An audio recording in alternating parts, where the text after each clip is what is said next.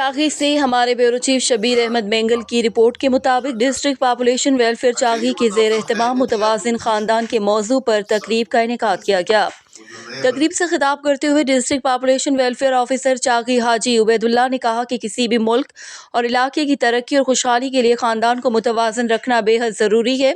خاص کر ہمارے ملک پاکستان میں جہاں وسائل بہت کم ہے، کم وسائل میں زیادہ آبادی ملک پر بوجھ ہے،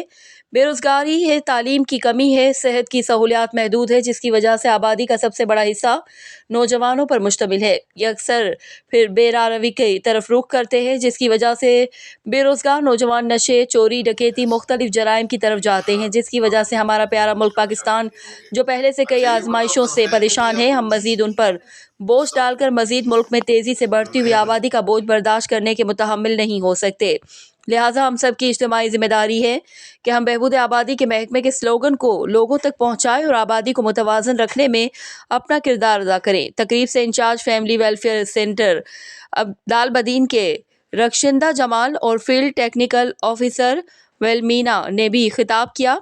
تقریب میں مختلف طبقہ فکر کے خواتین نے شرکت کی۔